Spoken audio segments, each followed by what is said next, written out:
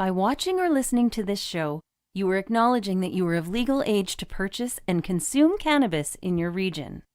This production is for adults only.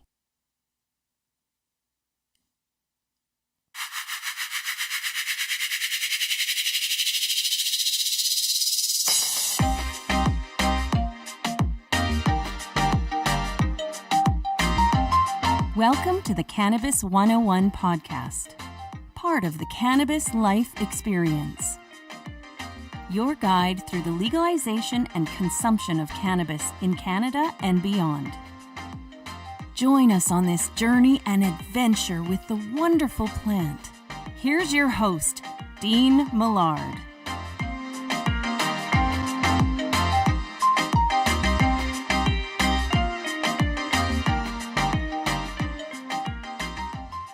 Hello there, and welcome to hour number 2 of episode 82. My name is Dianne Millard, and on this show, it's not just about getting high, it's about getting healthy. Thank you so much for joining us. Things a little bit rearranged again this week as we weren't able to record on Monday. This hour usually comes out on Monday, and we'll have another one coming up. If you missed hour number 1 with Jesse Lavoie of Toba Grown and our educator, Chris Ianson of Plant Life Canada, regional manager for Plant Life here in Alberta. You can check that out at cannabis101podcast.ca. All right, there is certainly one way that we uniquely get things going on this program, and that's by finding out what's your groove.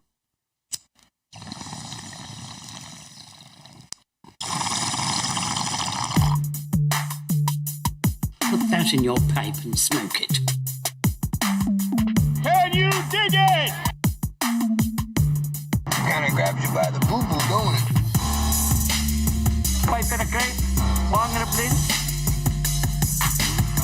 This is great. This is the bee's knees. Can you dig it?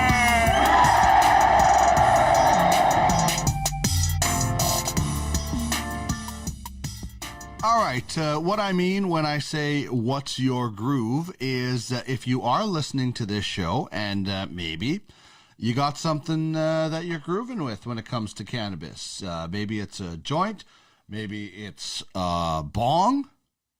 I don't know, maybe it's just some beautiful CBD that you're grooving with. If you are indeed grooving with something, please reach out and let me know. I'm just firing up the Supernova Volcano Hybrid. I picked it up at Nova Cannabis. That's why I call it Supernova, because I absolutely love it. I am grooving with, by the way, some Jack Herrera from Delta 9. I always take my cannabis, throw it in a jar with some humidity packs, and it's always in great shape. Unfortunately, sometimes, not this particular cannabis that I picked up, but sometimes I do unfortunately have to bring the cannabis back to life because there's a lot of old cannabis that sometimes places like to get rid of. Not all places, but sometimes you have to check the dates. But anyway, that's what I do. And here's a big bag of weed. As Family Guy said, everything's better with a big bag of weed. So let me get my groove on with some Jack Herrera from Delta 9. If you're new to cannabis and you don't know who Jack Herrera is, I highly encourage you to do a little bit of research and find out. This guy wrote a book, The Emperor Wears No Clothes. You can find it on Amazon.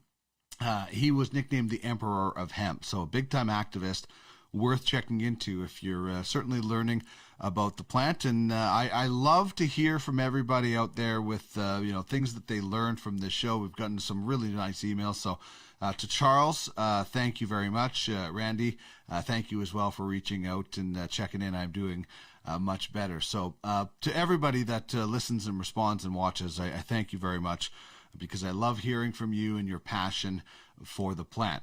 Having said that, here's what's coming down the hash pipe on this episode. David WYLIE from the OZ on This Week in Cannabis News usually joins us on Monday. We're going to talk billions as in dollars, beverages, and magazines, among other things.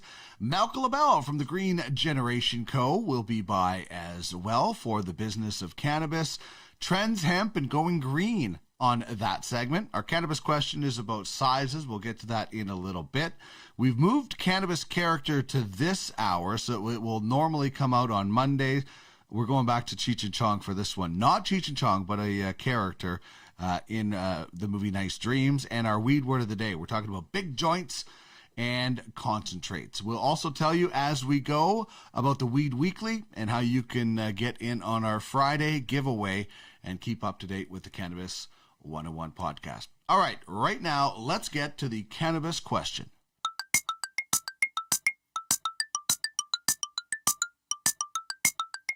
It's prize time. Chime in on the cannabis question. Okay. And you could win a Cannabis 101 podcast prize pack. Pipe and a crepe, bong and a blint. Hit us up on any of our social media feeds or email us at cannabis101podcast@gmail.com. Okay, here we go.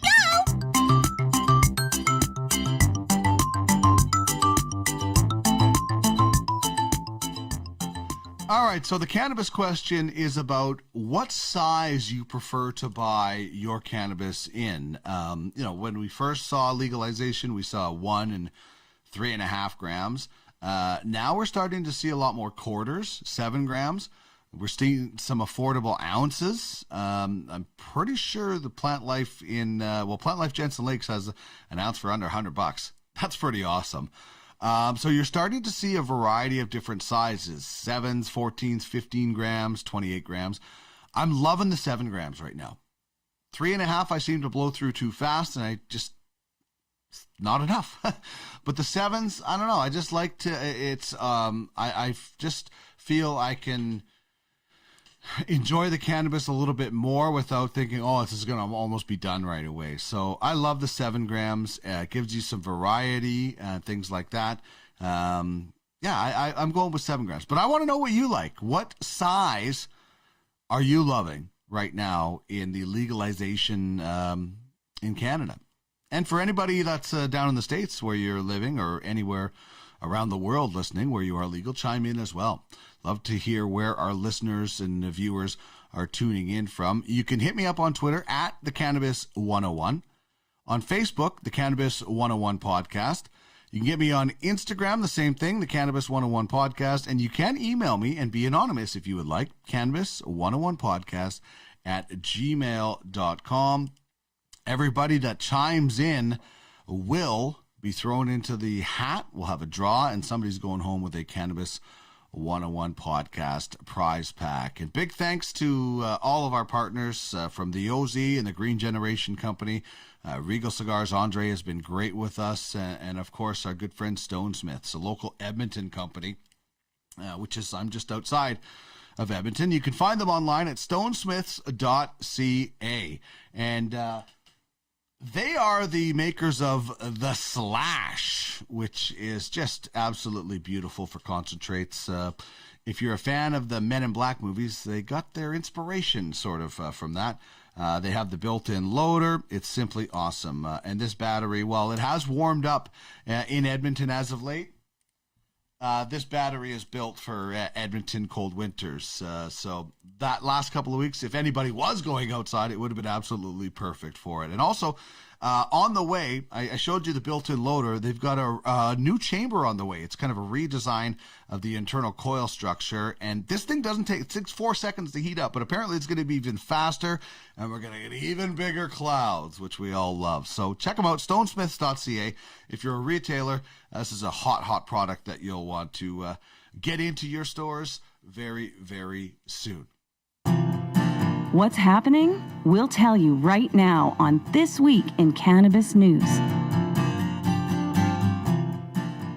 Always good to chat with my good friend David WYLIE from the OZ. That's the website you're looking at. If you are indeed watching us, you can find it online at OkanaganZ.com, and you can find them on Twitter as well at OkanaganZ. As I say hello once again to my good friend David WYLIE. It's been a while. How are you, my man? Oh, it's great to see you. I'm glad that things are good on your end. It's starting to get to look like spring. At least the temperatures are. The snow on the ground says otherwise. But I'm definitely looking forward to the changing seasons, man. The sunshine can't come soon enough. Yeah, I here in Alberta, we're definitely going to disagree on looking like spring. I mean, I saw rabbit tracks out my window for the first time in like 3 weeks because we were down to the -50, so even the rabbits were burying for warmth. So I'll agree, the sunshine is nice. I'm going to hold off on the spring talk until there's less than 3 feet of snow outside of my window. But we're here to talk about cannabis, David, and one of the really cool stories that we're going to start with is bigger fiscal sales than we were previously told as far as the first full year of legalization. Remember, it started in October of 2018, so fiscal 2019 was even better than we were told. Really fascinating tale of two different surveys. According to Statistics Canada, cannabis sales hit $1.3 billion in fiscal 2019, and that compares to the initial figure of $908 million, which was reported in the calendar year. So it's a small shift of only a few months, but a pretty huge difference in the end of $400 million. And it really is a testament to just how fast the cannabis industry is growing here in Canada. Seeing the discrepancy, I reached out to the Federal Statistics Agency to try and figure out what was going on with that major difference. And the researcher that I spoke to was similarly surprised, saying that between these two surveys, they don't normally see a difference that's that large. So this really shows how quickly things are moving. And there are a number of factors that are accelerating that growth here in Canada. We had a lot more cannabis stores open in 2019, and that pace started to increase in early 2020. So with more brick and mortar stores open, there's always more sales because there's more access points. So it's just a simple math equation. As well, we're seeing supply chain development and the pricing of products, which was really increasing and continues. By which I mean decreasing. It was increasing in its decreases, if you're confused yet. So we've really seen the price go down and become a lot more affordable, especially with the introduction of value brand products. And those changes, more Cannabis 2.0 offerings, are really bringing a lot more people into the stores. And heck, there's more stores open. So yeah, just amazing difference in those two surveys. Yeah, and it's just kind of like following the breadcrumbs, like Hansel and Gretel, right? And you look back and you get the count, and you're like, oh, there's a big difference. And then you look at the reasons that you just listed. So it's not really hard to figure it out. But I wonder, do you think, change the view that people take maybe on the first full fiscal year of cannabis? I mean, I think that's quite a bit of a difference that adds to the billions instead of the millions. And there were so many people that were looking and saying this cannabis industry is tanking and it's not going to work. I think this tells quite a bit different of a story. It really does. I think that people spoke too soon. We're as humans, we're so fast to poo-poo things, and we love to find something to criticize. And this just shows just how much sales are increasing, and that cannabis consumers are really being drawn in. And we also have to look at the fact too that just recently, recreational sales alone surpassed illicit sales, according to StatsCan. Initially last year, the recreational sales along with medical sales had passed illicit, and now it's just rec sales. So we're starting to move into a really growth phase of legal cannabis, and we're seeing the product and the pricing that reflects that. Mm-hmm. And I think there's a lot of people, but by no means am I saying the cannabis industry has reached where it wants to go, but there's going to have to be a lot of people saying, hey, maybe I was wrong by writing off this industry so early on. So good news there. It'll be interesting to see what the second full year, and as we continue to add more products and things like that, as we go. This is also an interesting story that we're going to talk about for number 2 here. And this is an article that's talking about, who should we be listening to as a company? Do we listen to stakeholders, shareholders, or do we listen to consumers and bud tenders? I think that any CEO will tell you that there's quite a balancing act to be had here. You have to keep the shareholders happy, but how do you keep the shareholders happy if you're not making sales? And you can't make sales if you're not listening to the consumer. And that's really the crux of what a G-Tech CEO, Norton Singhaven, has to say. He did an interview with Mugglehead and had some down-to-earth advice. Listen to consumers and bud tenders and not the shareholders. And G-Tech has really been a leader in the cannabis industry with firsts. They were the first to package in glass jars. They're first to list terpene content on their product labels. And now they're the first to launch a legal blunt, which we haven't seen yet, but is coming. G-Tech is the parent company of Black Market and Tenzo, 2 brands of cannabis that you've probably seen in your local store and have really been showing how good the quality can be. It's certainly premium priced as well, but you get what you pay for. G-Tech itself is based in Kelowna, but the growing is done in Alberta through their Alberta Craft Cannabis and those other brands that they have. So Norton basically says that he's not going to be putting money into stock promotion and that he'd rather use that money for brand promotion at G-Tech. And, he says that if the product is not up to par, that he wants to know. And that's where that feedback comes from consumers, from the people who are actually, partaking and purchasing. So I think that his strategy of listening to people makes perfect sense. And if people aren't listening to the consumers, then there's a hell of a blind spot there. Yeah, exactly. And listen, I think connecting with your bud tenders, as they mentioned, you can go out and talk to one bud tender who has talked to how many different people in that day that might be talking about your product. So I think, as much as LPs want to connect with the consumer, you do that directly through the bud tenders, and it's a great kind of trickle down effect as well. And I know they also have something called the Green Tech, which is their medical patient kind of portal. That's very interesting, and they're admitting that they're not doing a whole lot with it. They're just kind of throwing it out there to see what it does.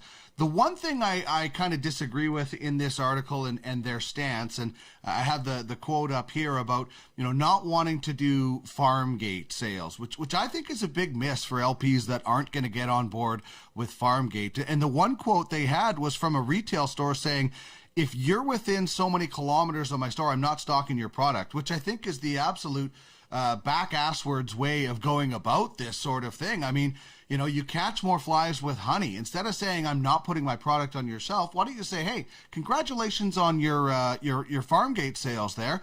Make sure you mention that we carry your product when somebody wants more of it." Because as a consumer, are you going to go for a tour every single time you want to buy a 3.5 gram something? No, you're not. And you're probably going to have to go for some sort of tour to be able to buy the farm gate. At least, I would imagine. So you go to the LP, you learn about it. Oh, you want to get that, and I can get it later on at my local retail store. I just think it's a strange way of looking at it, saying, if you're close to me, I'm not stocking it on my shelves, instead of building a relationship and getting a little bit more promotion from the LP. Because I think Farmgate is going to be huge, man. And you guys know better than anybody in that area that you live in how important those tours and sales and that industry can be. You hit the nail on the head. Anyone that lives in a wine region like the Okanagan Valley understands that wineries do what they do in order to draw people in so that they can see, so that they can create a relationship with that bottle of wine and with the terroir and with the grapes. And if you can do that, if you can show people where something is from and how it's made, then you can build brand loyalty. And that's exactly what this Farmgate does. It allows producers to bring people into their facility and show them how things are done. And that will only increase consumer traction when they head back home to their local shops. And no one is going to go and buy all of their product just straight from the producer. There will always be a strong place in the market for brick and mortar stores. It's like, listen, I just had Jesse Lavoie of Toba Grown on my on the earlier hour this week, and you know, he's taking the Manitoba government to court on a constitutional challenge to be able to grow, because as you know, Manitoba is the only province. Quebec, they were beaten, but they've appealed, so you still can't grow there. And that the government's argument in Manitoba is, well, it might impact retail stores. Well, not every citizen is going to be growing. I mean, these arguments are so paper thin, and you know, if you're buying from a retail store or you're growing at home, you're still contributing money to the industry, and it baffles my mind to see some of these excuses. So listen, I applaud some of the things that GTech is doing. I just don't like that kind of argument, and you know, the maybe the response from the retail outlets. We all need to work together. There's enough division in the world, man. We can all come together for cannabis, can't we? You know, everyone wants to protect their little bit of market share, but won't anyone think of the consumer? Yeah, 100%. Yeah, you nailed that 100% right there. All right, let's get to this third story now. And you know, I've been fairly critical of the drinks that are out there on the market. There are some good ones, but I haven't been overly impressed like I have with the concentrates. You know, most of the edibles, and obviously flower. The drinks still, to me, haven't gotten to that high level, but there is one company. What can you tell us about BevCanna and what they're doing? And you know, you're not alone in not overly enjoying the beverages. They're actually really an untapped market right now in Canada. They're the least used cannabis category for both men and women, only 7% and 5% respectively. So BevCanna is new to the game. They just received their Health Canada standard processing license, and now they're in a market that's populated by heavy hitters. You got Molson Coors, you got Constellation Brands, but again, these companies, like we just said, haven't really been able to hit the mark. Now, BevCanna has some interesting, unique qualities about it. Part of it is just the scale at what they're doing. They are one of the largest manufacturers straight out of the gate of these beverages, and are able to produce just an enormous amount of drinks.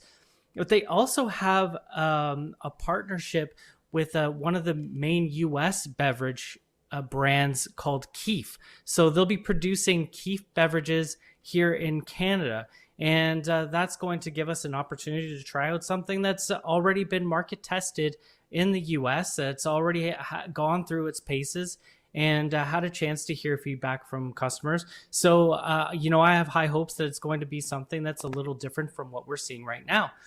Another big step that they're making is they're closing an acquisition of Naturo Group Inc., and they manufacture trace mineral infused beverages. And Naturo was also founded by BevCanna CEO Marcello Leone, and that's their facility. Their $37 million in assets, which includes a 40,000 square foot beverage manufacturing facility, is included in that, as well as exclusive rights to the Springwater Aquifer and 315 acres of cultivable land. So this company is really positioned to grow in a sector of the market that seems to be a bit stagnant here in Canada, but really has an opportunity to expand. Well, and they can do it on so many levels. Like you mentioned, the size and, you know, the amount that they can do, and they can also accommodate some of the more smaller craft brands that they work with in like with white label products. So they're really able to work on both ends in the industry.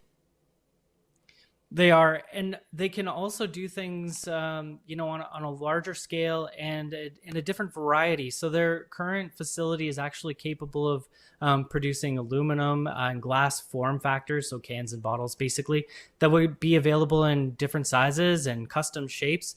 So they'll have a chance to really brand using the look of the bottle or the look of the can.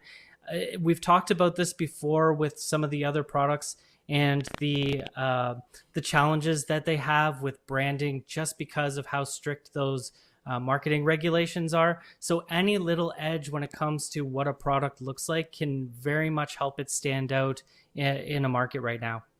And they're also working really hard and hoping that Health Canada regulations and change, and maybe there can be different sizes and the amount of beverages. And you and I have talked about that in the past. It'd be nice to go pick up a 6-pack, right? That's it. And the really big thing about the regulation change that companies like BevCanna and the Valens company are looking for is a change in how CBD is regulated, because these 2.0, 3.0 products are really going to go for the health and wellness space. So if you're able to sell and market CBD in a way that's less regulated, similar to a way that's done in the States. I mean, they can, like we've talked about, you can go to your gas station and pick up your can of Coke and your CBD chapstick, right? So that's something that cannabis companies here are very interested in seeing Health Canada move toward. Okay, let's wrap up with a really fun story, and one that I'm really excited about. And I love the title on the website, which we're going to get to in a second. But The Weed Must Go On, and you and a great team have produced another wonderful magazine that people can read online and at some point in their hands. You bet. Yeah, our I's are dotted and our T's are crossed. And Volume 1, Issue 2 of the OZ magazine is at the printer. And I'm hoping to have some copies in my hands early next week. The digital edition of the magazine is going to be available, fingers crossed, today online. So if you go to okanagaz.com, you'll be able to see it. Now, this has been a lot of work, but, labor of love. As people say, it's a cliche, but my goodness, it's true. If you don't love something as much as I love this, it would never happen. This is actually one of the few independent print publications about cannabis, and the only one produced here in the Okanagan. One of the best reads, I gotta say, in this edition is actually written by you, Dean. You're featured as the last hit, and that's the final column that we try to leave the reader with a lingering insight or thought. And your piece is such an interesting read about the future of cannabis and sports. I love the way that you introed the article and really painted a picture of the benefits that cannabis can have to athletes that are trying to recover from an injury. So hats off to you and kudos. I'm really happy to have you as part of this awesome project. Well, I'm really excited. I do have a background in television and radio. I tried to get into print journalism, but they wouldn't let me into Red River College. So this is my revenge, Red River College. I'm actually writing articles now, but in all seriousness, it was a lot of fun.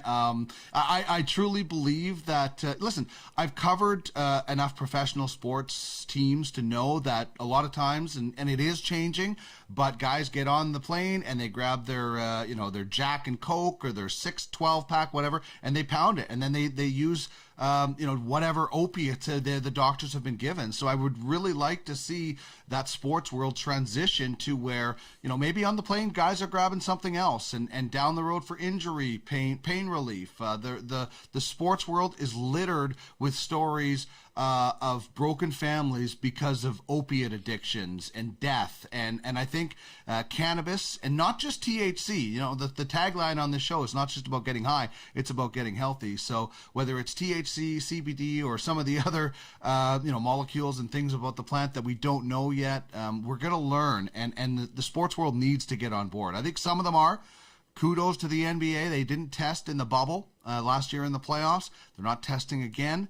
The NHL, there's some information in that article as well. So some leagues are starting to really look at it, and I'm just wondering. I'm just wondering what will be the first league that fully embraces cannabis as not just not testing for it, but as an approved pain reliever and things like that. Yeah, we can only wait and see, but I think you're right. The future of health and wellness in sports definitely involves things like CBD and different ways of recovering, ways to ditch the pills. If we can get athletes off of that terrible cycle, then awesome. I'm all for it. So thanks. Indeed. Thanks for being part of this. And, I love working with you and talking to you and just hanging out. Man, thanks for the opportunity to do that, and I look forward to being able to do it a little bit more, and I can't wait to get the magazine in my hands and get it out to some of the retail stores here in my neck of the woods. For more information, people can head to OkanaganZ.com. There's the website up there with the beautiful shots of the valley and then some of the great stuff that they have going on. So check it out, OkanaganZ.com, and follow them on Twitter at Okanagan Z. Thanks as always, David. Can't wait to catch up next week. Great to see you.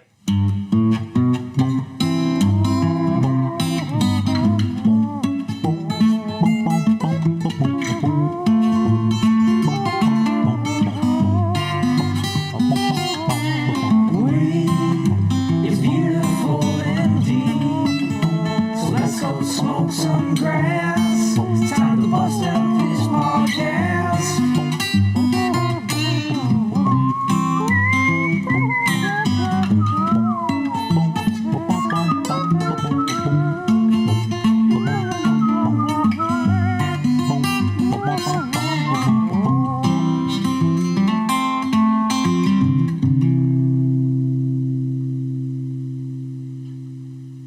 Great conversation with David WYLIE from the OZ. And as always, wonderful contributions from the artist My Dead Dog. That was the Weed song from his repertoire. Love it. Hopefully he works on a few more songs for us as well, because I can't get enough of his tunes. All right, I want to tell you about the Cannabis and Hemp Expo. It was scheduled for late April at the Edmonton Expo Center. It has been postponed once again, unfortunately. We'll be on location when it happens. We'll be broadcasting episodes, so when it happens, I'd love to see and meet as many viewers and listeners as possible. You can find out more information at cannabishempexpo.com. That is cannabishempexpo.com. We will have some tickets to give away whenever this event gets off the ground. You got a joint? No, not on me, man. It'd be a lot cooler if you did. Time now for Cannabis Characters. Dopest dope I've ever smoked. Celebrating the best from fictional 420 film Hey, I am your stoner. and beyond. Heavy girl with that, man. Is it heavy stuff, man?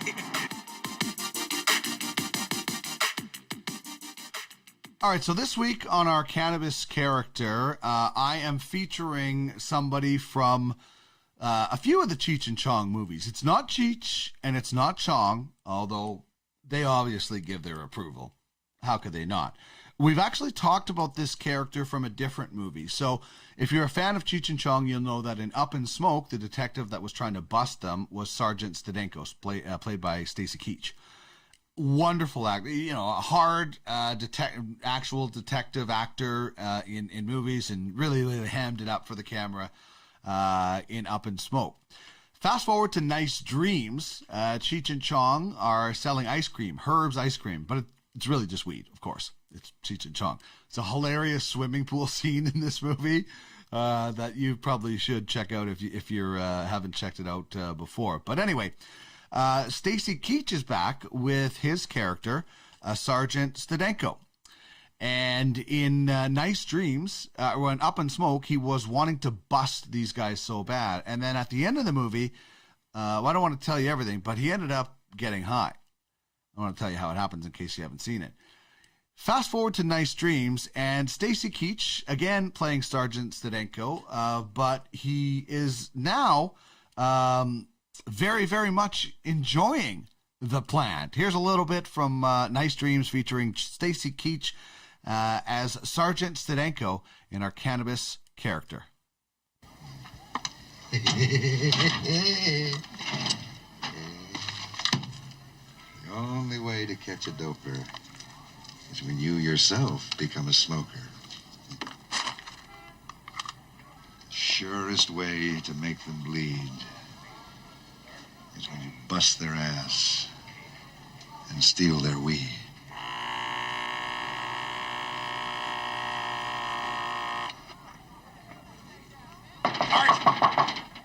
Sarge? Not now. I need my space. We took that marijuana you gave us, and we tested it. And this smoke, no. This smoke, yes. Yeah, never mind that technical talk, fool, huh? What he means is, anyone who smokes that stuff is going to turn into one of these lizards. We got to bust these guys, Sarge. I mean, there's nothing to it. We got to bust them now. Can we bust them now, Sarge, huh? Can't we? Huh? Right. Noodles, come on, let's go. Brilliance from Stacy Keach as Sergeant Stadenko, and then, as you can imagine, hilarity ensues down the road. So, Nice Dreams. It's an underrated Cheech and Chong movie. I actually like it quite a bit. There's a few, some of them that weren't. I'm not a big fan of the Corsican brothers, but next movie's not bad, and I might put Nice Dreams as number 2 behind Up in Smoke, which is obviously the best weed movie of all time. Maybe we should do. We did Cannabis characters a tournament a while back. Maybe we'll have to get into maybe a Cannabis movie sort of tournament bracket that we did with that. So anyway, that is our Cannabis character for today. Stacy Keach as Sergeant Stadenko in Cheech and Chong's Nice Dreams.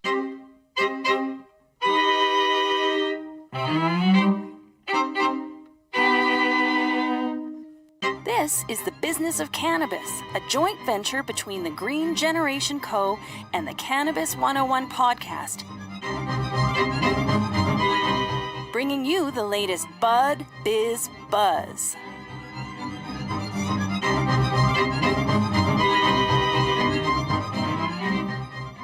Great to be chatting with Malka LaBelle from the Green Generation Co. once again. And Malka, it is great to chat with you. Great to see you. Just great to be chatting with anybody, really. So I'm happy to have this segment back and going. How are things?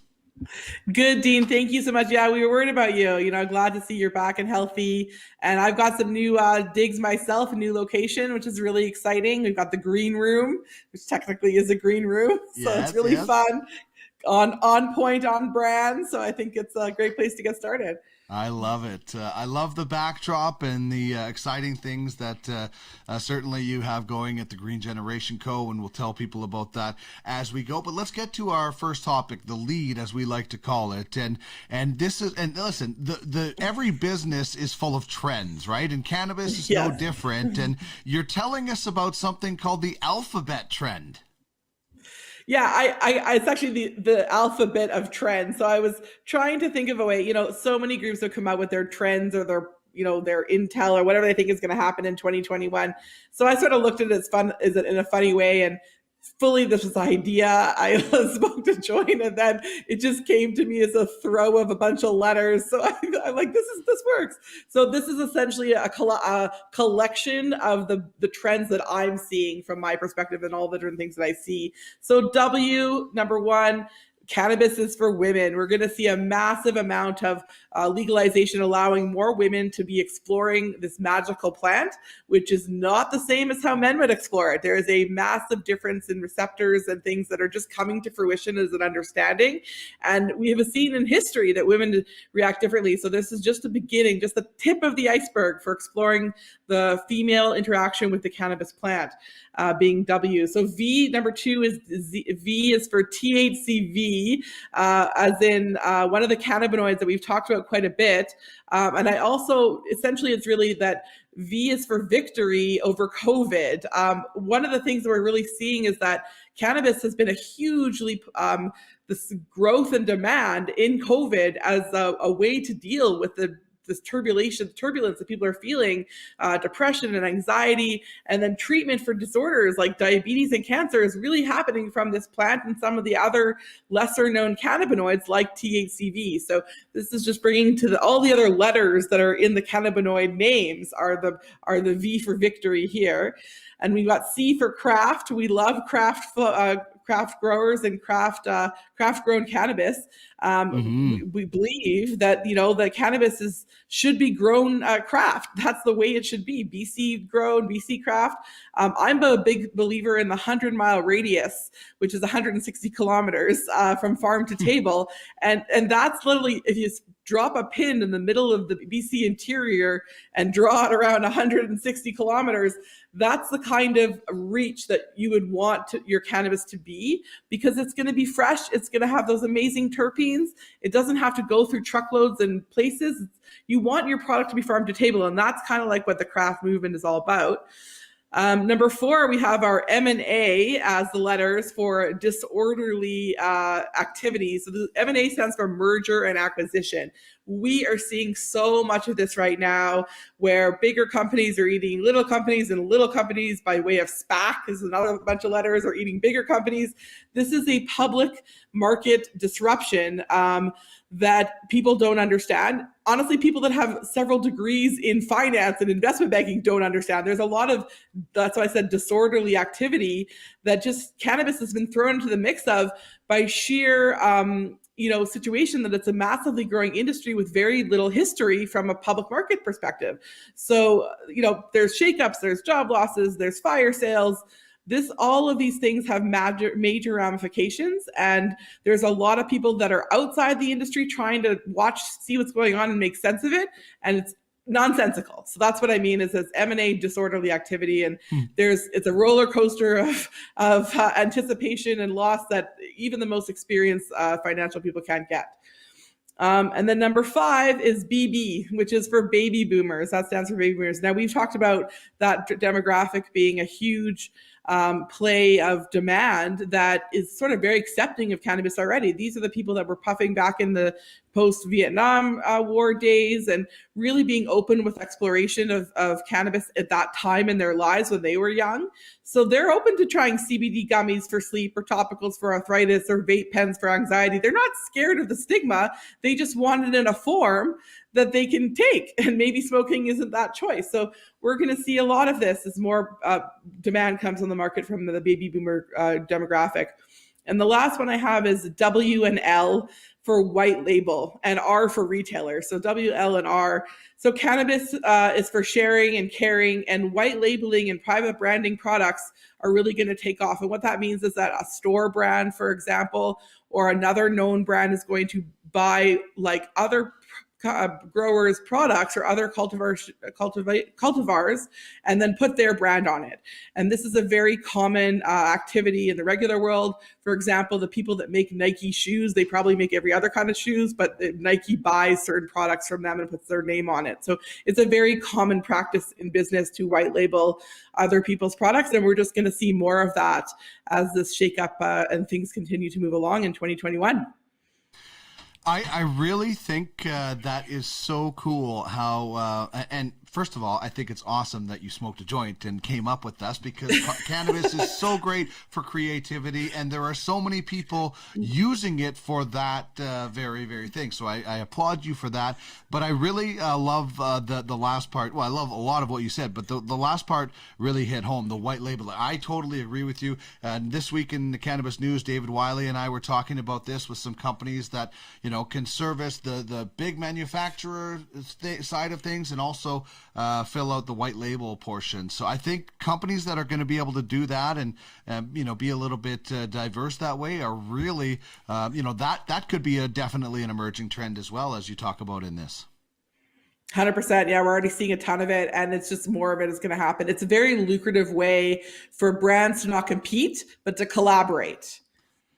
Yeah, totally. And that's what I think this industry is about more than anything. Now, it's brand new. We will probably get to a point where we all think we're better than the other people and things like that. But right now, it's cheesy. I say it all the time, but we're all pulling on the same hemp rope in this industry. And we can all help each other get to a point where we can be kind of like boasting about how much better we are. And when you get to that point, then you really realize, okay, it's really part of the mainstream. But this industry, unlike others, has a lot of hurdles to get past, and stigma is one of them, and that's one of the things you and I talk about the most. If we can get that stigma, if we can break that stigma, everything else, a lot of stuff, not everything else, but a lot of other things are going to fall like dominoes.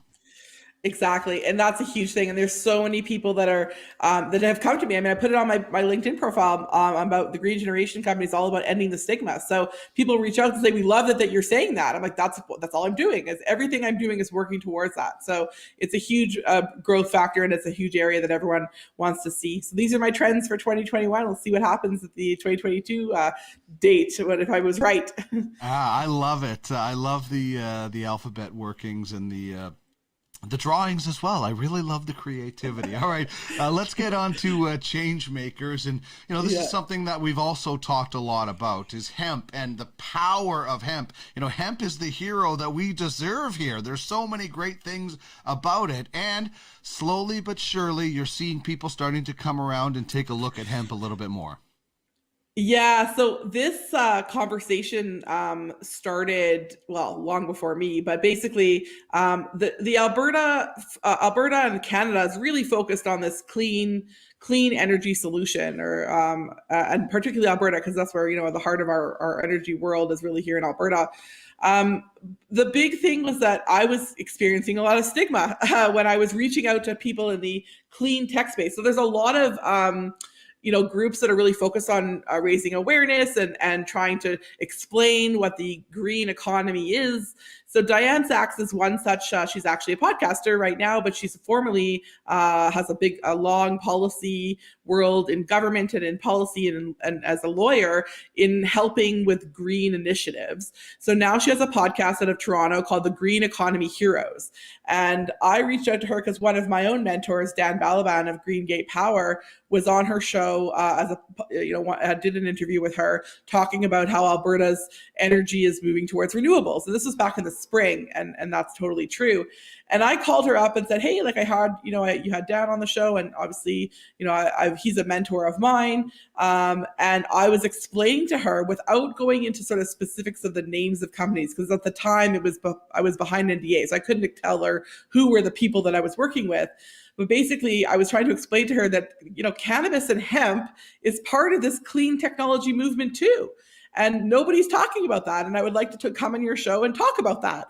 And we had a very long conversation, and she was not buying it. She did not believe me. She thought I was a fraud, I think. She was really discrediting my work by not believing what I was saying.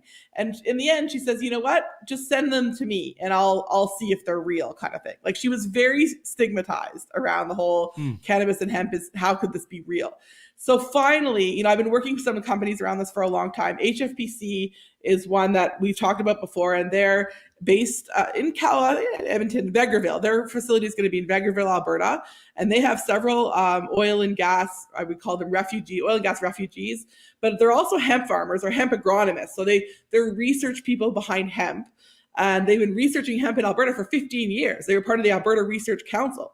And they've created this company called HFPC, which is essentially talking about the root of climate crisis and the foundation for how we get going forward into the positive direction. So HFPC is going to be making, building facilities, building plants that are going to be making feedstock where hemp fiber is part of the mix.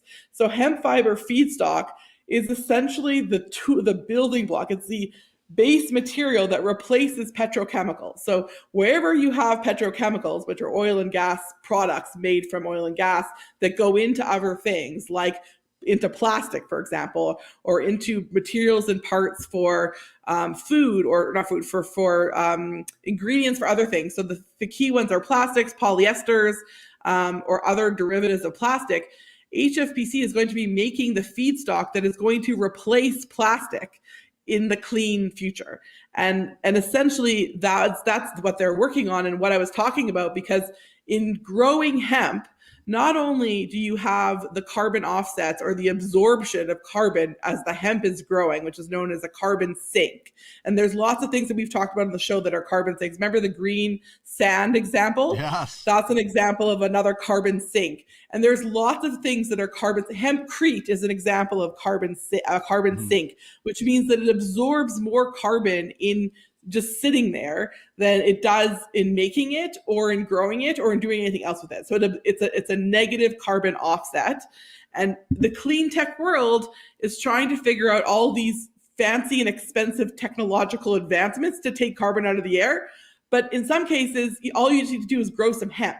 And not only grow some hemp, but then use the hemp to make things that are exposed to carbon in the air. And it literally just absorbs it into it and locks it away for use to grow the plant or to use within that system and not leave it in the air. So this concept was very foreign to her, even though she's been in the climate science for a while, and she calls it the climate crisis initiatives. Most of the other things and people that are building things out of materials to replace plastic need a feedstock, and this company is an example, is going to be making massive amounts of it that can power this, that can push these things forward. So everything from like auto body parts, like the Ford example with the hemp-based cars, they're going to be making material that can do that in 2021 and beyond. They also used to do something that makes it soil stabilization. So one of the biggest problems of the climate crisis is arable soil is just blown away whenever there's a storm. The soil has been deforested and taken away all of the things that it needs to stay as soil, and it just blows away. So one of the products of HFPC is a soil stabilizer to replace like where there was soil that has been blown away. You just sprinkle some of their product down and it essentially like grows roots into the ground. It's kind of how it works. It's like planting trees without planting a tree. And that's the function of this product. So when I explained this to her, she didn't get it, but then I sent HFPC directly to her and they gave her more information that I wasn't allowed to disclose, that essentially she replied to me on LinkedIn and said, "Thank you, Malka, I get it now." So she's going to be featuring them and some of the other clients that I've sent her that are talking about the climate crisis and how you solve it with hemp. And I'm so grateful that this is the change maker of the week. Dianne Saxe and the climate crisis is now going to be speaking about hemp being part of the solution instead of just some other technology that was really what they were focused on before. Well, it's amazing when you get out of your own little box that we all put ourselves in. You can see the forest through the trees, and it's a forest of hemp, Malka. I mean, I've said this since episode 2 when I first discovered all the benefits of hemp, that we should just have fields of these growing everywhere to, manufacture products, but also just to improve the environment, being a negative CO2 sort of entity. So, it's so weird. Like it's all pretty much you can't burn it when you put hempcrete together. There's all these great benefits, but you talk to people that try to build with it and you can't really get insurance and things like that yet. So a lot of these things have to happen, and that's part of the stigma again. And for some reason, hemp is lumped in with THC, and they couldn't be more opposite.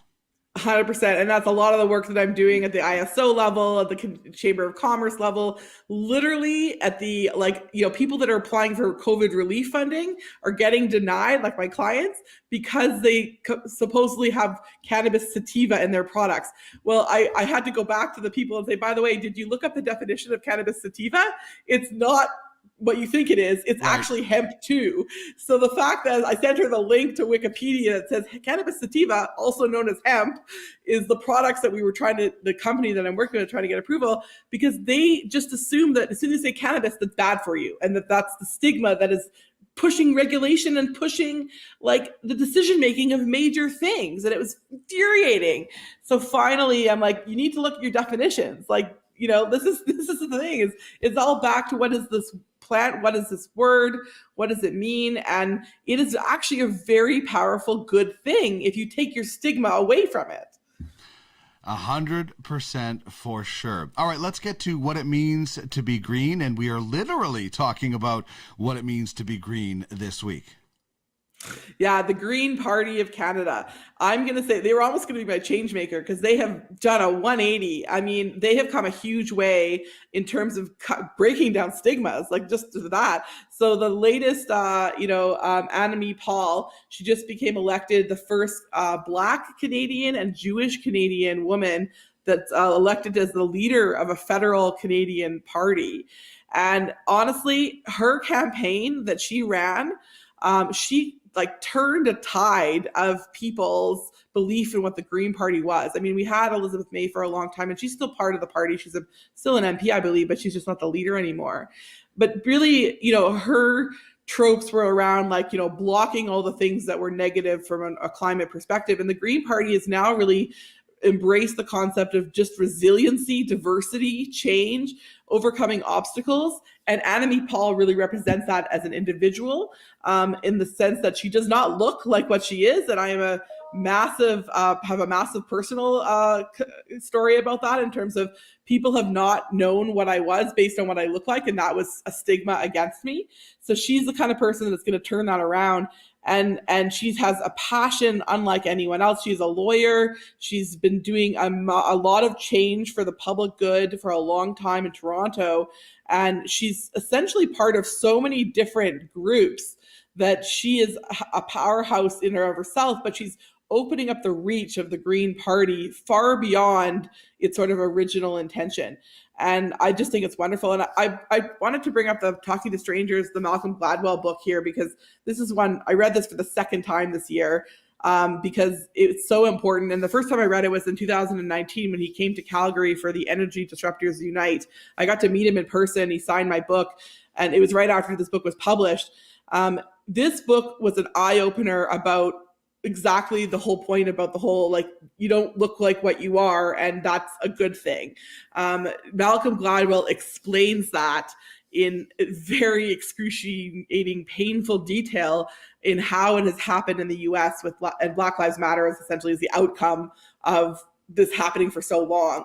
So I use that example because, first of all, pick up this book if you haven't read it, or listen to it in Audible. He reads it himself to you, and it's amazing. It essentially dissects the psychology of assuming people or assuming things when you just don't have enough information, and then making those assumptions stick in the long term. So he goes through and explains why police officers were randomly, seemingly randomly pulling over people, and then at the end they die. And they're like, what is going on here? Why are all these Black people dying at the hands of white police folk? Well, he dissects that psychology and amazingly articulate detail. And this is what Annamie Paul has applied from a positive standpoint. So she's saying, we're not who we look like, but that's okay. We're still very important and powerful people. And that's the point of the Green Party, is they've really made this transition to not being what people think they are, and really pushing forward against those stigmatized and those really just unknowns that people assume around others. Yeah, those chains have to break at some point, of those thought chains that have gone back for so many years, and that's what we all have to work towards. And it is certainly good news that they, as a party, are working towards that. You can find out how Melka can help you at www.greengencompany.com. I know you have some great stuff going on at the website, Melka. Thanks so much, Dean.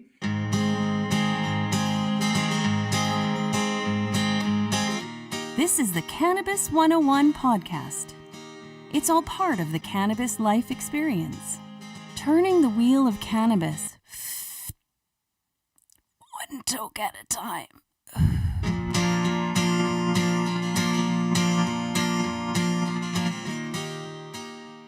Thank you very much to Christine Bandelow, the official voice of the Cannabis 101 podcast, and great partners that we have as our voice team, as some of them I mentioned earlier as well.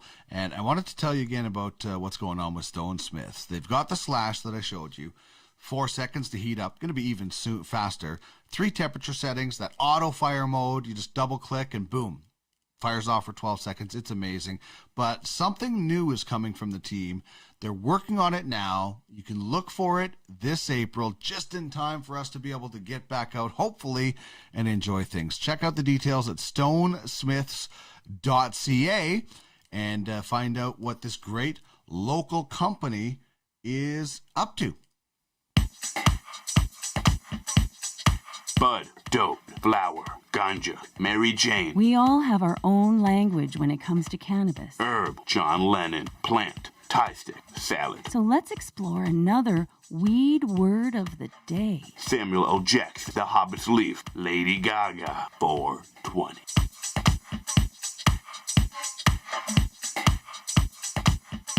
All right, here's how we do it on Weed Word of the Day. I give you one slang term. one industry standard term. The slang term on the top there, hog leg. Yeah, if you're a fan of Westerns, you will know that this is what they called the old big single action revolvers in the Old West. They were just massive. Like what a hog leg would be if you ever seen a hog leg. And when it comes to weed, it means a term for a big, fat, overstuffed joint. Now, we're going to be seeing blunts coming to the market very soon. As we heard in This Week in Cannabis News, I want cannagars, so I'd love to smoke a hog leg, big, fat joint. I have done the Gatling gun before, and if you're new to the show, we'll tell you about that story in a couple of episodes. But hog leg, big fat joints. A lot of people are like, yeah, it's a waste of cannabis. Roll it into smaller ones. I get that. But for special occasions, give me a hog leg. The standard term we're going with is alcohol extraction, and that is how they strip away all the beautiful essential oils and trichomes and all the goodness from weed. They either use ethyl or isopropyl alcohol, and once they have all the good stuff filtered out, then the alcohol, like it's known to do, evaporates away. You've got this sticky, golden, gooey hash oil, and then you can further that process with vacuum pressure, heat, agitation. Can also change the texture of hash oil to oil. You can get shatter out of it, butter, depending on the extraction process. There's a lot of things you can do. So hog leg for big joints. Alcohol extraction, when you hear that term, that means they're using alcohol to just get all the good stuff out of the cannabis plant. So there you go. That is our weed words of the day. The Cannabis Life Experience. It's not just about getting high. It's about getting healthy. Turning the wheel of cannabis, one toke at a time. Oh, there's the other half, the husband and wife dynamic duo, Kevin Dabbs, with his voice work, and we thank them very much. And we also thank you very much for listening or watching. If you are just having the earbuds in listening, you can check us out on YouTube at the Cannabis 101 Podcast. If you like what you hear, what you see, please subscribe. Click on the subscribe button, the bell, or wherever you get your podcasts. Click subscribe. You'll get it every time an episode comes out. And let us know what you think of the show. Leave us a review. Love hearing from our listeners and our viewers from wherever you are, whether it's Canada, the U.S., around the world. Absolutely love it. You can also get in on more great stuff with the Cannabis 101 podcast with the Weed Weekly. It comes out every Friday, recaps the show. We have a giveaway and throw in some other fun stuff as well. But it's only for subscribers. So sign up at the cannabis101podcast.ca and you're in the mix for the Weed Weekly. It comes in every Friday into your inbox, but only, as mentioned, for subscribers. Thank you to all of our partners, the OZ, David WYLIE, Malcolm LaBelle, the Green Generation Co., and of course Stonesmiths. Check them out at stonesmiths.ca. If you'd like to become a partner, email me, cannabis101podcast@gmail.com, or if you think you'd make a great guest, I'd love to hear from you as well. Hit me up with an email. All right, individual segments will come out on Friday, Saturday, Sunday, and then we're back at it on Monday. Regular schedule, hour number 2 with David and Malka, or hour number 1 with David and Malka. Hour number 2 will come out on Wednesday with Chris Ianson. And our guest, we're actually going to talk cannabis insurance next week. So if you've wondered about cannabis growing and different being in the retail, about that in the insurance aspect, you want to tune in for that one for sure. Thank you so much for joining me. You can find past episodes at cannabis101podcast.ca, and you can also check out a few other shows I have at podcastalley.ca. I have a couple of sports shows for you there. As we go, as we always do, we leave you with the marijuana song from the artist My Dead Dog. Remember, it's not just about getting high, it's about getting healthy. We'll see you on and talk to you on Monday. Have a great weekend, everybody.